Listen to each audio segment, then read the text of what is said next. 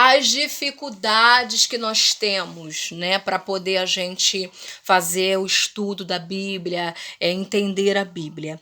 Existem dificuldades bíblicas, não contradições, tá? A Bíblia ela não se contradiz. Não tem na Bíblia nenhuma contradição histórica, científica ou doutrinária, tá? A Bíblia é a palavra verdadeira e fiel do nosso Senhor, aleluia. Louvado seja Deus, né? Agora, existem dificuldades, sim, dificuldades de tradução quando a gente está lendo a Bíblia, um estudo superficial feito de qualquer maneira, então a gente não tem uma melhor compreensão sobre aquela passagem bíblica, uma má compreensão, às vezes a gente lê, mas não lê da maneira que Deus quis dizer aquilo que estava escrito ali naquele versículo, naquele capítulo, naquela história. Né?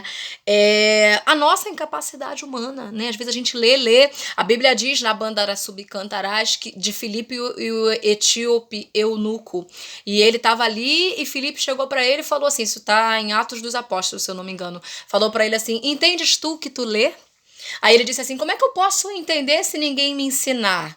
Né? E assim somos nós somos incapazes, a nossa mente é incapaz de compreender, né, aquilo que Deus quer falar para conosco. Não é à toa que vocês estão estudando teologia, não é à toa que um dia eu estudei teologia para que de melhor forma abra a nossa mente, a nossa compreensão para entender um pouco de Deus, porque a gente nunca vai entender a Bandara Subcantará de Deus como um todo.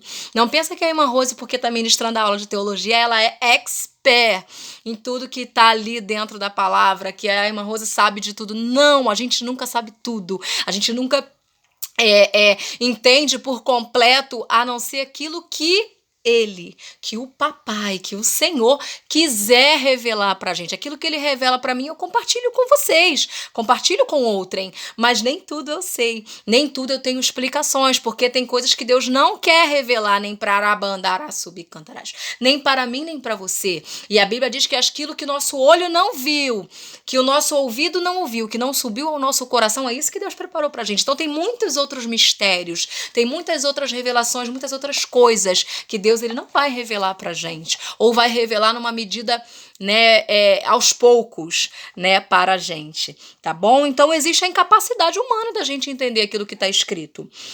Existe também uma falsa aplicação da mensagem, pessoas que pegam aquele versículo e utilizam dentro daquilo ali para poder errar, para cometer falhas,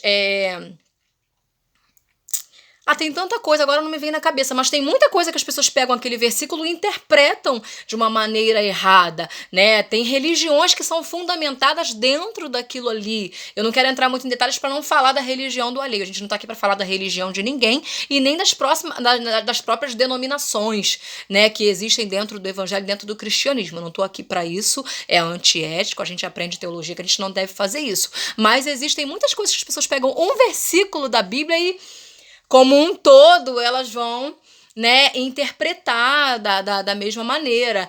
Certa feita, eu vi alguém questionando um louvor de um grupo aí.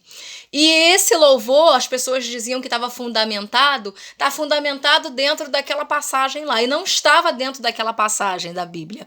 Quando o autor, né, quem fez, né, aquele hino lindíssimo, ele fez pensando num salmo, no que o salmista disse, ele não fez pensando naquela passagem que estavam dizendo. Não vou falar para ficar muito fácil vocês saberem quem é o grupo, quem é o cantor e qual é a canção, porque isso é antiético, eu não estou aqui para poder falar sobre isso.